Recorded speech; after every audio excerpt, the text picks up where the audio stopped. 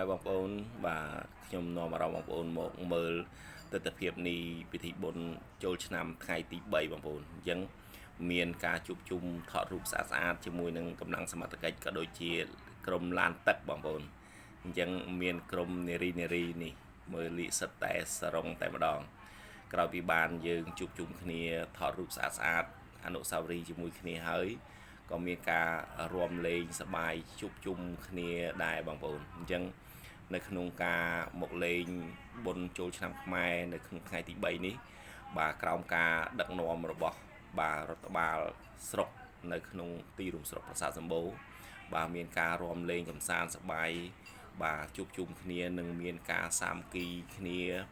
ភេទភាពជាមួយគ្នាយ៉ាងរីករាយជាទីបំផុតអញ្ចឹងនៅក្នុងការលេងកម្សាន្តសប្បាយបងប្អូនបាទយើងមានការយោគយល់អធ្យាស្រ័យ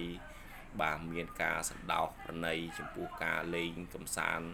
បាទឆ្ពោះទៅរកភាពរីករាយអញ្ចឹងនៅក្នុងការលេងគឺយើងបាទផ្ដើមចេញពីទឹកចិត្តនៅក្នុងការ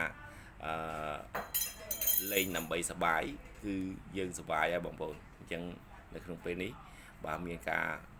រួមលេងកម្សាន្តផងដែរអញ្ចឹងបងប្អូនមើលទស្សនវិជ្ជានឹងទៅពិតជាគួរឲ្យចាប់អារម្មណ៍និងទាក់ទាញភ្នែកមែនតើអញ្ចឹងនៅក្នុងថ្ងៃទី3នេះបងប្អូនបាទប្រជាពលរដ្ឋបាទក៏ដូចជាក្រុមការងារមកលេងសប្បាយជួបជុំគ្នាច្រើនមែនតើបងប្អូនអញ្ចឹងមានទាំងបាទយុវវ័យបាទក្មេងៗបាទទាំងប្រុសទាំងស្រីជាពិសេសនោះគឺបាទនេះបាទបងស្រីបាទដែលគាត់បាទចូលចិត្តនៅក្នុងការលេងរួមលេងកម្សាន្តអញ្ចឹងបងប្អូនបាទមានការលាកសរងជាឈុត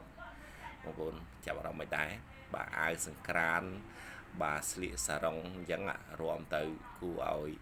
បាទទាក់ភ្នែកមែនតើបាទចាប់អារម្មណ៍ថាបាទគាត់រួមស្អាតអញ្ចឹងអរគុណពុកម៉ែបងប្អូនដែលបានមើលទស្សនវិជ្ជានៃការរួមលេងកម្សាន្តសប្បាយនៅក្នុងឱកាសបាទបុណ្យចូលឆ្នាំខ្មែរនៅថ្ងៃទី3បាយបាយ